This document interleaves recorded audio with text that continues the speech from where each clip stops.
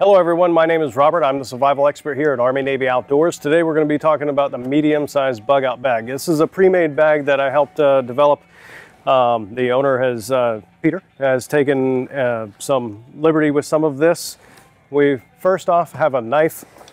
Any knife will do. It does not have to be specific. Same thing with the flashlight. A couple things that you want to have in your bag.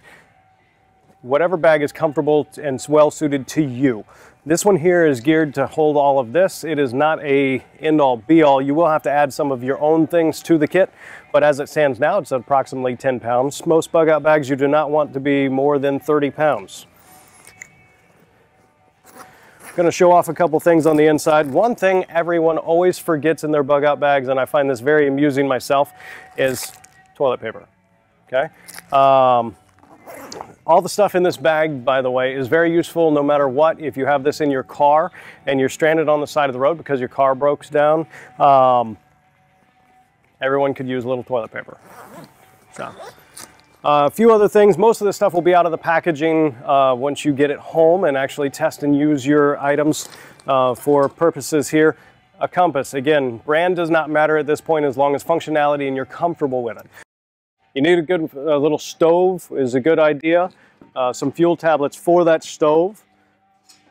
Insect repellent, especially any of you in southeast United States know that the mosquitoes are a real problem.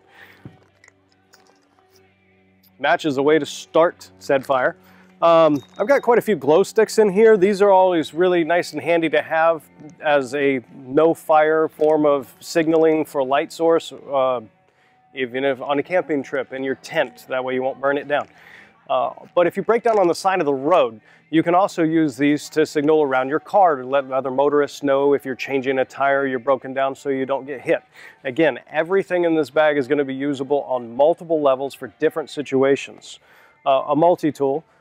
This one is by H&K, but again, if you have a Gerber or something else that you like, that's very good. A couple of energy bars, and of course something to eat with once you have the cooking done. I'm going to close that up for now, and we're going to move on to the next pouch. Another energy bar. Why so many? We're hungry. A few wet cube tenders. Again, brand doesn't matter. Just a nice way to start a fire if you're out and about and you have wet tinder everywhere. You can still start a fire and stay warm.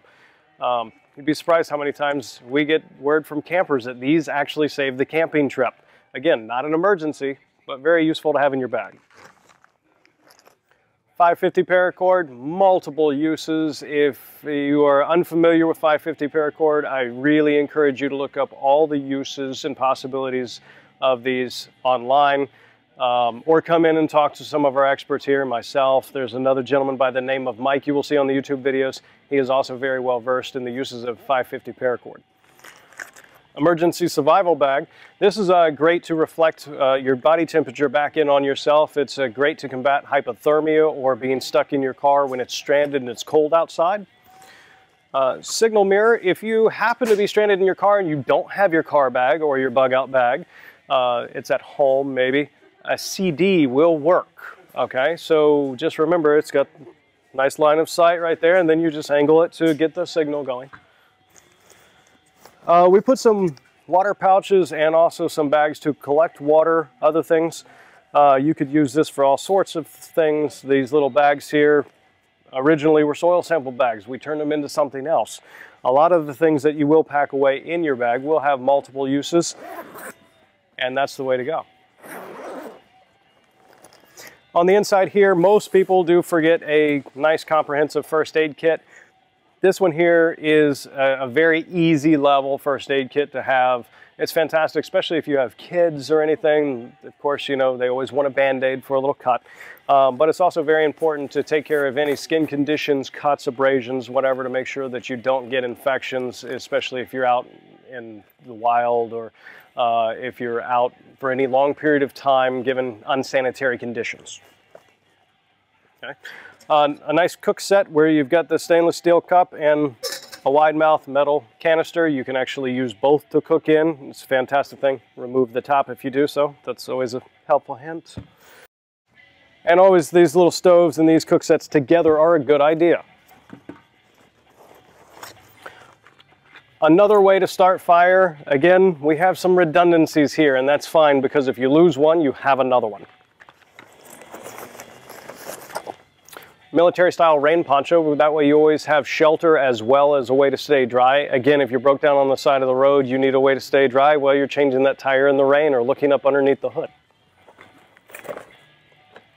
Sawyer mini filter. Now this one here, I am going to be very brand specific. I know a lot of you are very adamant about the LifeStraw. It's a good product, don't get me wrong. I just happen to like the Sawyer filter better.